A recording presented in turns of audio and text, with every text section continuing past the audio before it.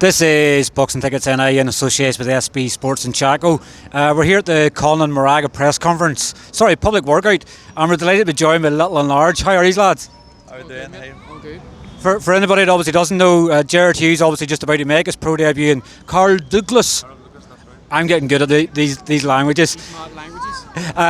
But obviously, I wanted to get you on to just do something a bit different. Obviously, you've already made your professional debut, Karol, and obviously, Gerard, you're about to make yours. But I guess more for probably an insight, sort of, for fans probably watching more than anything on fight week and things like that. Firstly, obviously, I want to get both your thoughts on obviously the card itself, a 12-fight card that looks stacked top to bottom. Go ahead. Yeah. The card's stacked. Good card. There's no weak fights. There's there's good. Well, the theme was all Ireland 50-50 fights. And I think they delivered on that. And then you have obviously a good main event. Mick coming back against a puncher. So it's a good style to come back against. He sort of obviously shows his set of balls to come back against the puncher and try and right his wrongs. So it takes serious credit, doesn't it, Karol? Obviously coming back. Obviously you're more of a pressure fighter and obviously laying it down on fighters and things like that. But for Mick to come back from getting a devastating stoppage loss, they come back then against the puncher again, like that just shows exactly what he's all about, doesn't it? Well, first of all, shout out to Jamie Conlon for putting up a brilliant fight card. From the very first fight to the right up to the top, to Mick Conlon, those are brilliant fights, 50-50 fights. It's going to be a brilliant atmosphere. I'm looking forward, to be there. I was part of the team. I was privileged to get some rounds in the party. It was extremely hard puncher. It was very accurate, and I'm pretty sure his fight isn't going to go to the distance. He's a true professional, and that's just another fight closer to the most prestigious belt, the WBC belt. I guess I was sort of speaking to Lee and obviously Dee yesterday, and obviously the fact of Paddy obviously being a puncher. Like, you've obviously shared rounds with him on a few occasions now. Like, a guy's got two weapons, obviously his left and right hand, and knock out with either of them. Obviously when you use your sparring, you're using head guards, probably good for you in a way, but Dee was sort of saying that it's been the best he's probably seen of Paddy in his time being here. How's it been sharing rounds with Paddy? And I guess it's probably good to see the confidence coming through now in him. Yep, that's very true, because I remember I was giving him the help sparring for the last fight with the Russian guy, yes. And then now he improved a lot. So we will see Paddy as good as the last fight, times maybe 50, and I'm not even joking. Because he's got everything in order. He's got his priorities right outside the boxing. Even if you give him all the belts and all the money, he still be Paddy. He still be doing there. Those are the kind of guys, fighters. I really look up to, I admire, and it's just a privilege to be part of that team. Because Dwalsh.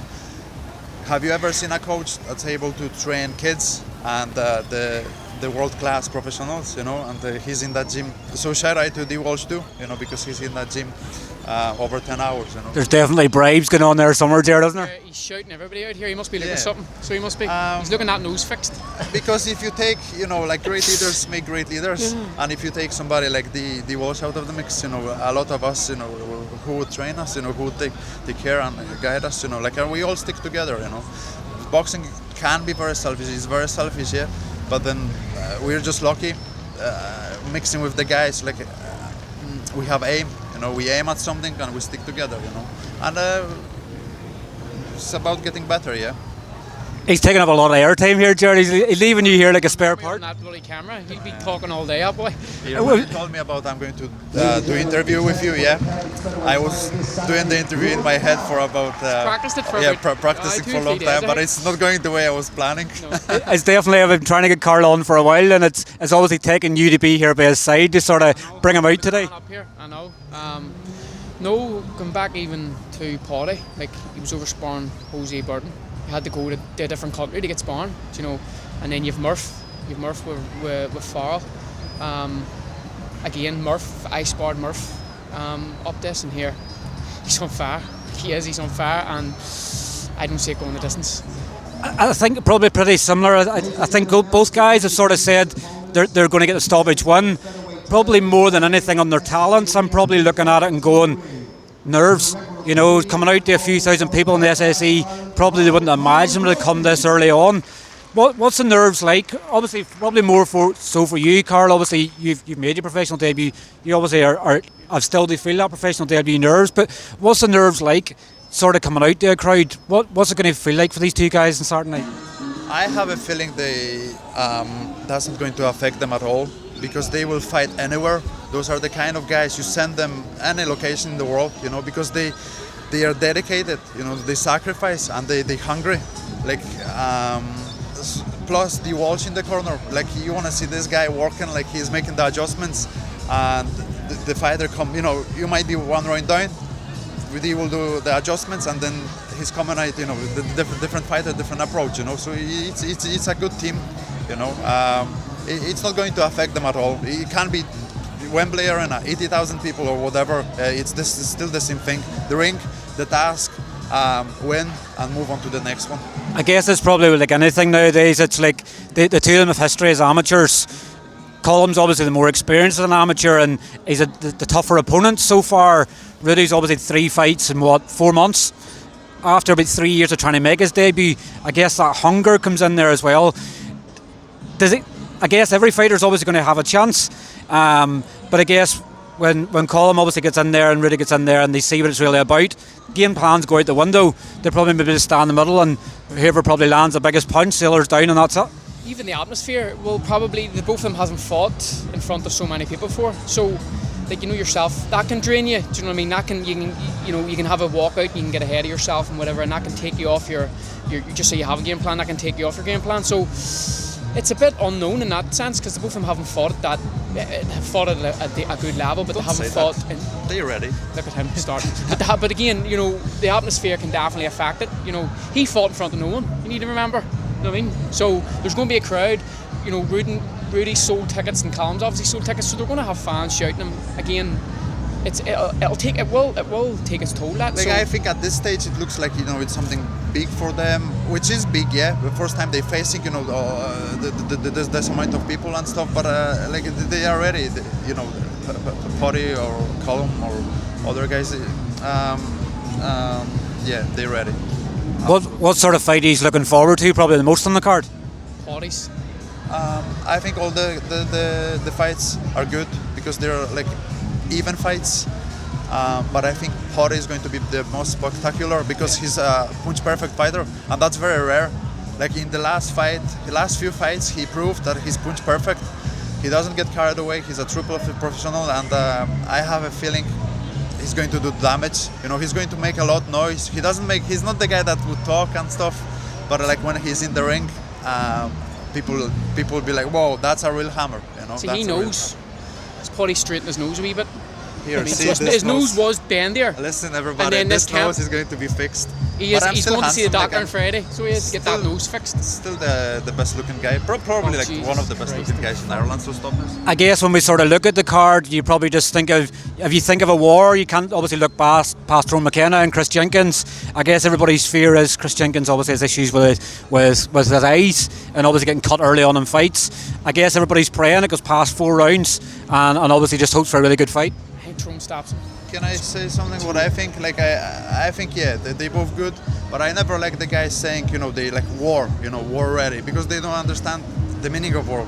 Let's say this guy is ranked number 50, yeah, but you put him with a guys some like top 10, yeah, then that's different story. Then you're in the war, Boxing doesn't have anything to do with war, But boxing is different. The war. I never like this guy saying I'm war ready. Let him talk his shit, will you? That's like let him talk his shit if he wants to say it's a war. Ego thing.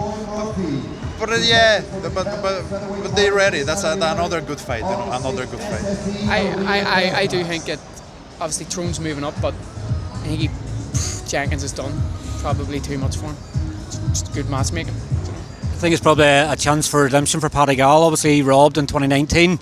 He obviously never fought again. Obviously probably one of the factors due to that. But I guess getting redemption for Paddy Gall would probably be another one. You could probably add to Paddy Gall's column with the fact that Tyrone done the business for him. Mm-hmm. Definitely, it's sort of on the same event. Feel it. Do you know what I mean? He definitely. Paddy Gall won that fight, and I don't know what the judges were watching. But yeah, I think Tyrone stops him. Especially coming off that fight, he fought at the very world level. An ex-world champion in progress. So he's moved up, but he fought at a certain level. He fought at elite world level, so I think that even having that fight at that level will carry him on in this fight. Even though it's upper weight, I don't think it'll matter. I think that he'll stop your man. And obviously, finally, then for yourselves, obviously, I know you're about to make obviously, it's looking like you're going to make your professional debut soon. Have you any sort of idea when that's going to be? September, yeah. And obviously, Karol, for yourself, I think you're sort of a bit of a sabbatical at the moment, obviously with contract issues. In my case, I got retired. No, I'm not retired. In my case, I got tied up with the wrong people. I was a little bit younger, more naive. I did mistakes. Retired. But now I just have to wait. I keep up the work. I'm with good people. I'm probably the best I've been. Maybe I don't have the chance to show it yet, but the time will come and I will show it and I will do my thing. We will just continue getting better, and that's the whole point. Fulfill the whole potential. When do you hear a non-retired fighter talking about getting their nose done? He's getting his nose done. Why get your nose done when you're still going to fight? Exactly. We agreed you're going to best behavior. Okay, that's going all over the world. But I guess probably I want to thank you because I guess it probably offers something different in interviews sometimes. Obviously, getting fighters on to speak about fights and have a bit of a laugh and a joke. I guess that's what boxing's all about. It's about enjoyment and having a bit of banter. It's true. I never like those guys rough and tough and I'm going to do this and that. I think the Glean fighters and Dwalsh, leading the way. We're bringing something different. We're just us. We're no egos, no selfish. We stick together, and at the end of the day, we've got the aim, and the aim is to become world champions. It's at this stage now is quite far, but we're putting in the work, so we see how that goes. Right, well, lads, listen, thanks very much for stopping by and having a chat with us. We obviously hope you both enjoy Saturday night. I need to say that was my first interview, so be kind keen on me there, okay? Everybody. Good again. Thanks very much, lads. Cheers.